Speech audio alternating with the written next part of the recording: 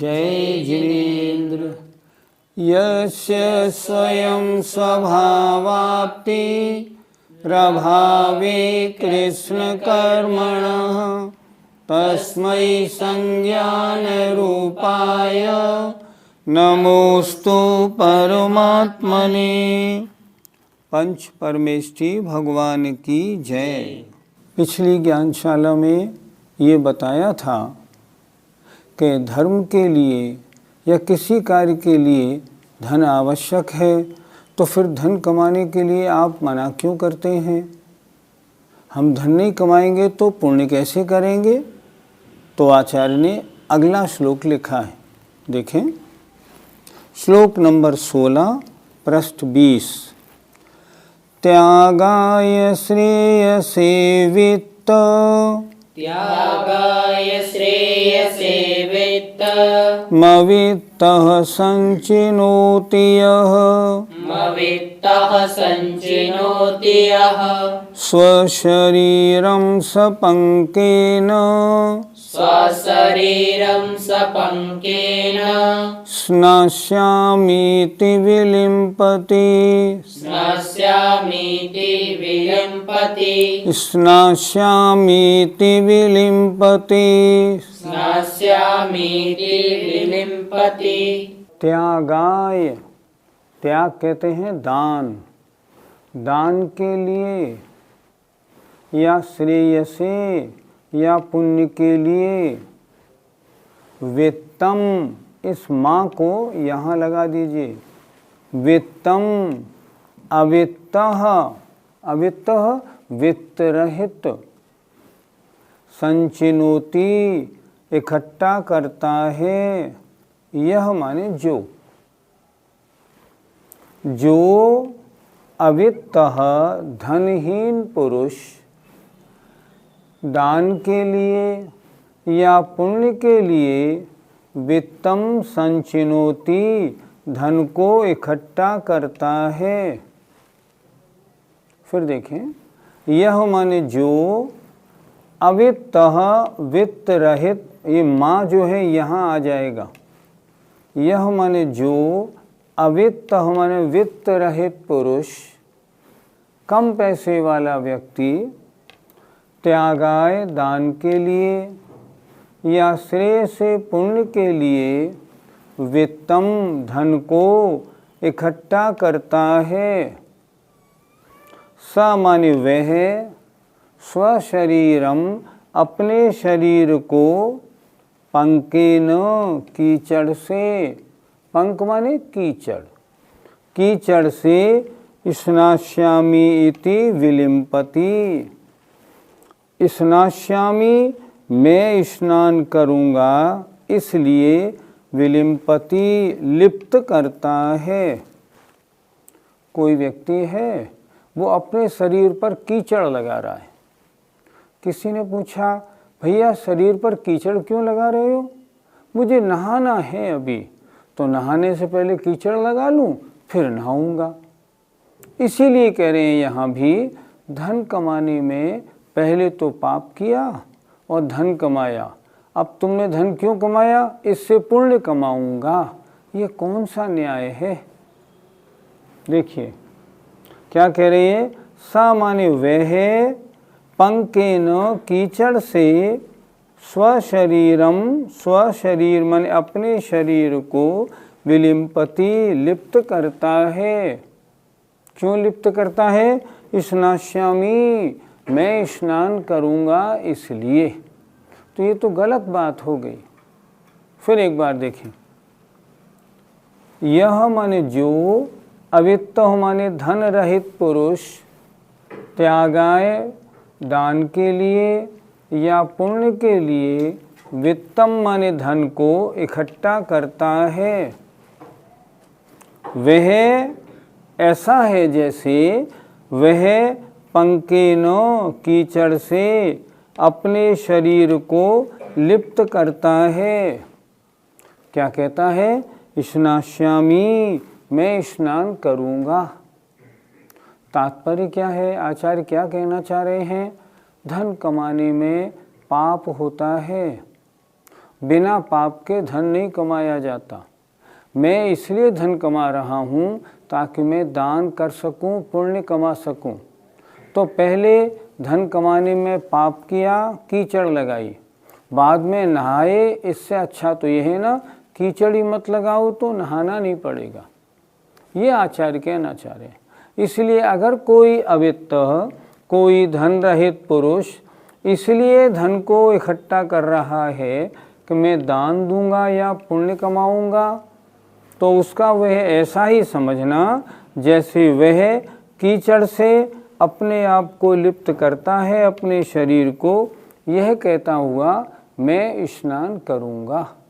पंडित जी, दान से तो पुण्य होता है, उसको यहाँ बेकार क्यों बताया? समुद्र कैसे भरता है? गंदी नदी नाले सबसे समुद्र भरता है। उसी तरह संपत्ति कैसे बढ़ती है? बिना पाप के संपत्ति नहीं बढ़ती। आचार्यों ने इस बारे में खूब लिखा है। बिना पाप के संपत्ति नहीं बढ़ती। हमने माना कि दान देने से पुण्य होता है, लेकिन पहले पाप करे और संपत्ति बढ़ाए, उसके बाद दान करे तो हिसाब बराबर हो गया। फायदा क्या? इससे तो अच्छा है कमाए ही नहीं। इससे तो अच्छा है कमाए ही नहीं।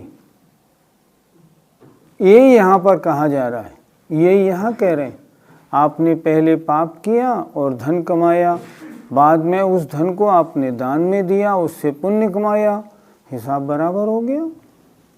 हाँ, हम ये मानते हैं जिस व्यक्ति को विरासत में करोड़ों रुपए की संपत्ति मिली हो, मान लो किसी के पिताजी का स्वर्गवास हुआ है और वो उसको बहुत सारी जायदाद या संपत्ति छोड़ गए हैं, किराए की आमदनी 10-20 लाख रुपये महीने की आती है, ऐसे व्यक्ति को अगर वो दान करता है बिल्कुल महान पुण्य का बंधु होता है।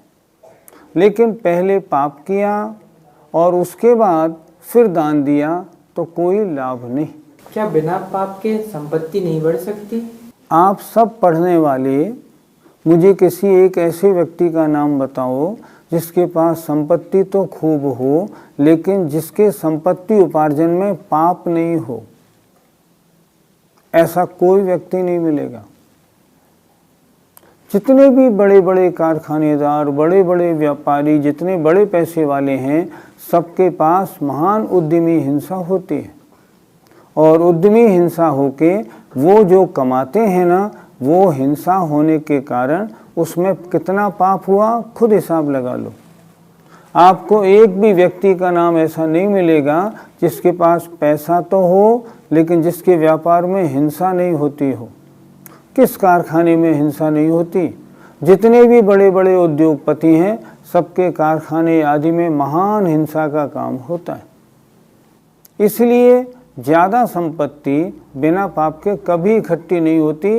नीति में तो इसके लिए बहुत सारे श्लोक मिलते हैं। पंडित जी, अगर इस तरह धन इकट्ठा नहीं होगा तो फिर मंदिरों आदि में दान कैसे होगा? मंदिर आदि बनाने में अगर किसी ने अपनी फैक्ट्रियों से पैसा कमाया और पैसा कमा के दान में दिया तो इतना ज़रूर होगा कि पैसे कमाने में जो पाप लगा वो पाप धुलेगा। लेकिन पुण्यबंध कैसे होगा? पुण्यबंध तो जब होगा जब शुद्ध कमाई होगी और शुद्ध कमाई दान में दी जाएगी। इस श्लोक क्या कह रहा है? श्लोक बिल्कुल स्पष्ट कह रहा है कि अगर आपने पहले पाप किया और पाप करने के बाद धन कमाया और दान दिया, ये तो ऐसे है कीचड़ लगाई और फिर बाद में बोले मैं नहाऊंगा दान दूंगा। इससे अच्छा तो यह है कि ना पाप करके कमाओ, ना पुण्य करने दान करके पुण्य कमाओ, नहीं तो हिसाब आपका बराबर। आपने 1 करोड़ कमाए और 1 करोड़ आपने दान में दिए, नहीं आपको कोई विशेष पुण्य फल नहीं मिलेगा। क्यों? पाप भी हो गया माइनस, पुण्य हुआ प्लस, हिसाब बराबर हो गया। श्रावकों को शास्त्रों में दान करने का आदेश क्यों दिया गया है? दान देने का आदेश इसलिए है ताकि आपके व्यापार में, आपके घर गृहस्थी के कार्य में आपने जो आरंभ किया और जो पाप कमाया है उस पाप का धोना कैसे होगा। समंत भद्र महाराज ने बहुत अच्छा एक श्लोक लिखा है और उसमें उन्होंने लिखा है, जैसे पानी के द्वारा गंदगी धोई जाती है उसी तरह गृहस्थ को दान अवश्य देना चाहिए, ताकि उसके नित्य लगने वाले जो पाप, नित्य के व्यापार में, घर गृहस्थी के कार्य में जो पाप होते हों, वे पाप नष्ट हो जाएं, गल जाएं, धुल जाएं। इसलिए गृहस्थ को दान देना बहुत ज़रूरी है। हम सभी गृहस्थी हैं और हम सब गृहस्थियों के घर गृहस्थी के कार्य में हिंसा सबको लगती है और इसलिए दान सबको करना चाहिए। श्रावक को अपनी आय का कितना हिस्सा दान में देना चाहिए? श्रावकाचारों में इसके बारे में अच्छी तरह वर्णन है। श्रावकाचारों में लिखा है, उत्तम श्रावक वो है जो अपनी आय का 25% दान में देता है। मध्यम श्रावक वो है जो अपनी आय का 1/6 दान में देता है और जघन्य श्रावक वो है जो अपनी आय का चौथाई 1/10 दान में दे। कम से कम भी अगर कोई देना तो 10% तो देना ही देना है। इतना अगर देता है तो उसकी आमदनी में या घर गृहस्थी में, व्यापार करने में, दुकान चलाने में जो आमदनी में जो पाप लगा वो पाप उसका धुलता है। शास्त्रों में ये भी लिखा है कि जैन श्रावकों को, जैन गृहस्थों को कौन सा व्यापार नहीं करना चाहिए। उन्होंने लिखा है, जिस व्यापार में बहुत अधिक हिंसा होती है वो जैनियों के योग्य व्यापार नहीं। कमाई तो उन्हीं कार्यों में है, हमें कमाई से मतलब नहीं। हमें मतलब है आमदनी का जरिया पाप रहित होना चाहिए। ऐसा साधन नहीं लें जो पाप बहुल हो। ऐसे बहुत से व्यापार हैं, जैसे मान लो भट्टा, ईंट के भट्टे का व्यापार है, कोयले बनाने का व्यापार है, पटाखे का, आतिशबाजी का व्यापार है, फ्लोर मिल का धंधा है। इनमें बहुत जीव हिंसा होती है। जैसे फूलों से सेंट बनाने का काम है, इसमें बहुत फूलों में हिंसा होती है। तो ये कार्य महान हिंसा के हैं। ये कार्य आचार्यों ने बिल्कुल मंजूर नहीं किए। जैनी है इन कार्यों को बिल्कुल ना करे, स्पष्ट लिखा है आचार्यों ने। और अगर करता है महापाप का बंध करता है। धन नहीं होगा तो गृहस्थी के भोग उपभोग कैसे बनेंगे? इसलिए धन तो जरूरी है।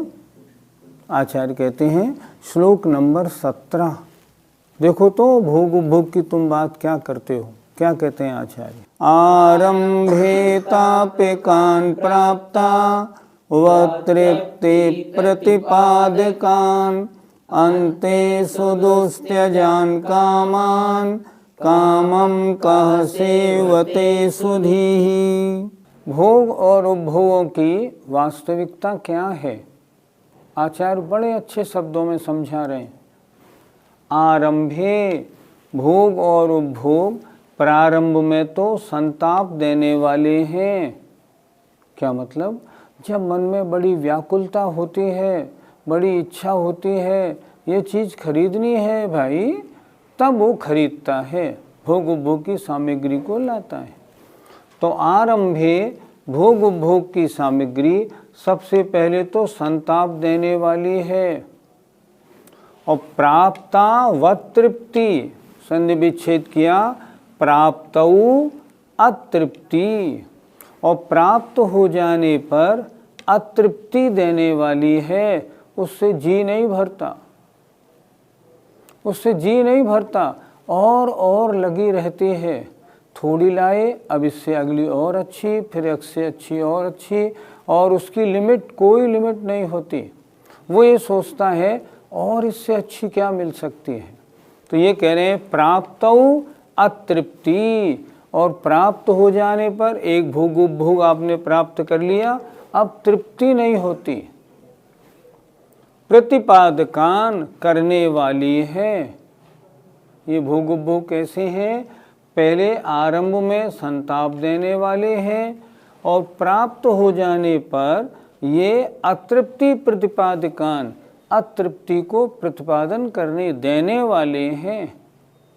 और अंत में सुदुस्त्यजान कामान, जिन कामान जिन भोगों को त्याजान छोड़ना बहुत कठिन है। एक बार भोगों के आदि बन गए, अब उन भोगों को छोड़ना संभव नहीं। भोगों को बढ़ाते बढ़ाते बढ़ा तो बहुत लिया, अब त्याग करना संभव नहीं। अंत में कामान, इन भोगों को सुदुस्त्यजान, इनका त्याग करना अत्यंत कठिन है। जिन भोगों का आरंभ संताप देने वाला हो और जिनके प्राप्त होने पर अतृप्ति उत्पन्न हो जाए और जिनको अंत में छोड़ना भी अत्यंत मुश्किल हो, ऐसे कामम, ऐसे भोगों को कह सुधी कौन ज्ञानी जीव सेवते, सेवन करेगा? कोई नहीं करेगा। ज्ञानी कभी भोग उपभोग की वांछा नहीं करता, क्योंकि भोग उपभोग भोगने में पाप बंध के ही तो कारण है। भोग उपभोगों को भोगने में कोई पुण्यबंध थोड़ी होता है। फिर देखिए जरा, जो भोग उपभोग प्रारंभ में संताप देने वाले हैं, क्योंकि जब मन में बड़ी इच्छा उत्पन्न होती है तब तो हम उस वस्तु को लेते हैं, और प्राप्त हो जाने पर अतृप्ति को देने वाले हैं, फिर भूख बढ़ जाती है और आगे, और अंत में उनका भोगों का छोड़ना अत्यंत कठिन है। एक बार आपने अपने आप को भोगों का आदी बना लिया, अब उनको छोड़ना बहुत मुश्किल, बहुत कठिन है। तो ऐसे कामम, ऐसे भोगों को कौन सुधी माने विद्वान विवेकी जीव, ज्ञानी जीव सेवते, सेवन करता है? कोई नहीं करता। पंडित जी, ये कोई जरूरी थोड़ी है कि भोग मिलने पर तृप्ति ना हो, बहुतों को तृप्ति हो भी जाती है। बड़ी अच्छी 2 लाइनें हम सब रोज पढ़ते हैं। ज्यों ज्यों भोग संयोग मनोहर, मन वांछित जन पावे, तृष्णा नागिन त्यों त्यों डंके, लहर जहर की आवे। वैराग्य भावना वज्रनाभ चक्रवर्ती की कितनी सुंदर लिखी है, और जो वास्तविकता है। ज्यों ज्यों भोग संयोग मनोहर, जैसे जैसे मन को हरने वाले भोग और संयोग मन चाहे यह जीव पाता जाता है, तृष्णा नागिन त्यों त्यों डंके, तृष्णा रूप जो नागिन है और डसती है, अर्थात अभी और आगे बढ़ो, अभी और आगे बढ़ो। अभी क्या था? स्कूटर था, अब क्या किया? अब गाड़ी ले ली, छोटी ले ली, और अब उससे बड़ी ले ली, और कीमती ले ली, मर्सिडीज पे आ गए, और आगे बढ़ गए, और आगे बढ़ गए। लिमिट नहीं बनती, इच्छा तृप्त नहीं होती। आज तक किसी को हमने नहीं देखा जिसने पहले 40,000 की गाड़ी खरीदी हो और अगली गाड़ी 30,000 की ले ली हो। ऐसा कभी नहीं होगा, बढ़ता ही जाएगा आगे, और इससे अच्छी, और इससे अच्छी। भोगों का स्वरूप ही ये है। इसलिए तो आचार्यों ने लिखा, तृष्णा नागिन त्यों त्यों डंके, लहर जहर की आवे। इसलिए इन भोगों से आज तक कोई तृप्त नहीं हुआ। पंडित जी, बड़े बड़े ज्ञानियों ने भी तो भोग भोगे हैं, फिर उनने क्यों भोगे? बड़े बड़े ज्ञानियों ने, हमने माना भोग भोगे, लेकिन उन्हें आसक्ति बिल्कुल नहीं रही। उन्होंने भोग भोगे नहीं, उनको भोग भोगने पड़े। ये कैसे मालूम पड़े उनको भोग भोगने पड़े? जब भी किसी ज्ञानी को नौबत आई, 1 मिनट में उन्होंने सब चीज़ छोड़ दी। क्यों छोड़ दी? इसलिए छोड़ दी, अभी तक मजबूरी में ये भोग भोगने पड़ रहे थे। अब छोड़ने का अवसर आया है, चित्त में थोड़ा वैराग्य आया, छोड़ो। ज्ञानी तो भोग भोगते हुए भी ये सोचता है, ये भोग मेरे आत्मा के अहित करने वाले हैं, इनसे मेरी आत्मा का कोई हित नहीं। लेकिन मैं यहाँ पैदा हुआ हूँ, जब तक मैं दीक्षा नहीं ले रहा हूँ तब तक इनको भोगना पड़ रहा है। लेकिन कैसे भोगता हूँ? निरासक्त होकर भोगता हूँ, अर्थात भोगना पड़ रहा है, भोगने में मेरा मन नहीं लगता। वस्तु का भोगना भी तो 2 प्रकार का होता है, एक मन लगाकर भोगना, एक भोगना पड़ना। ज्ञानी भोगता है लेकिन आसक्त भाव से नहीं भोगता। भोगों के भोगने से तृप्ति होती है या छोड़ने से? अग्नि है, अग्नि में आप लकड़ी डालते जाइए, क्या लकड़ी डालने से अग्नि कभी शांत हो जाएगी? कभी शांत नहीं होगी और प्रज्वलित होती जाएगी। भोगों की वांछा है, उसे इच्छित भोग देते जाओ देते जाओ देते जाओ, नहीं, कभी इच्छा तृप्त नहीं होगी। इच्छा किसकी तृप्त होगी? जो इच्छाओं की वास्तविकता को जानकर कि ये पाप बंध के कारण हैं, ये विभाव हैं, इनके भोग, पंचेंद्रियों के भोगों में कोई सार नहीं, मात्र पाप बंध के अलावा कुछ नहीं होता। इनको भोगने में जो सुख प्रतीत होता है वो माया जाल है, झूठा है। जब तक इतना नहीं समझ लेगा तब तक उनको कैसे छोड़ेगा? और जिनने ऐसा समझ लिया है, यद्यपि मान लो वो भोग भोगे भी तो भी वो निरासक्त होकर भोगेगा। इसलिए ज्ञानी के तो भोग भी निर्जरा के कारण होते हैं, ऐसा कहा है आचार्यों ने।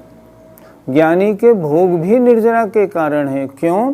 कि भोग भोगते समय भी उनके अंतर में इन भोगों से कैसे बचें, वैराग्य निरंतर प्रज्वलित रहता है।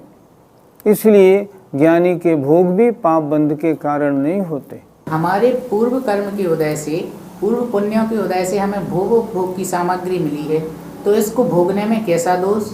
ठीक, हमने आपकी बात सुन ली।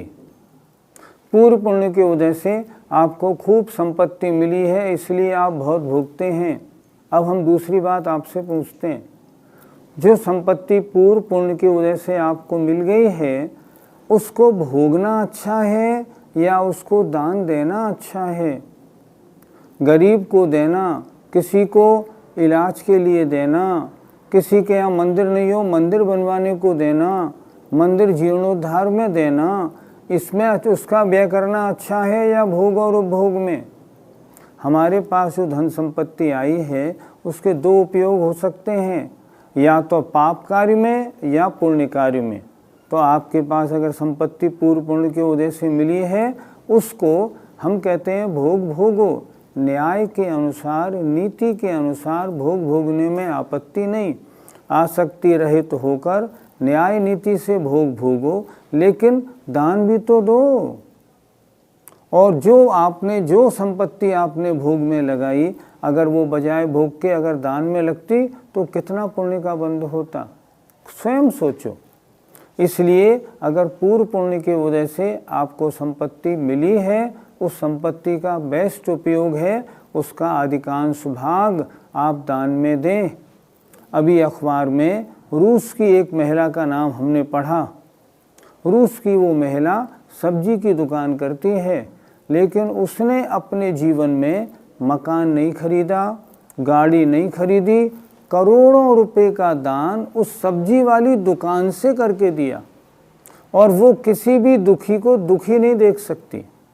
अब मैं पूछता हूँ, उसने अपनी संपत्ति का सही उपयोग किया या नहीं? अगर बजाय उसके वो अपनी उस करोड़ों की संपत्ति को मकान और गाड़ी और बंगले में लगा देती तो अच्छा होता, या उसने दान में दी वो अच्छा हुआ? इसलिए अगर पूर्व पुण्य के उदय से आपको संपत्ति मिली है तो उसका सही उपयोग है, उसका अधिकांश भाग दान में, लोगों के कल्याण में, धार्मिक कार्यों में उसको लगाएं। भोग भोगने में तो पाप बंद ही होगा, पाप में क्यों लगाते हैं? अब पाप कार्यों में लगाएंगे, आगे फिर मिलेगी नहीं। हम सबको भी अच्छी तरह सोचना चाहिए कि हम सबकी आजीविका पाप वाली न हो, पाप रहित हो। चाहे थोड़ी आजीविका हो तो भी अच्छा है, लेकिन आजीविका बिल्कुल न्याय नीति से आगम के अनुसार जो बताया है उस प्रकार की होनी चाहिए। जय जिनेन्द्र।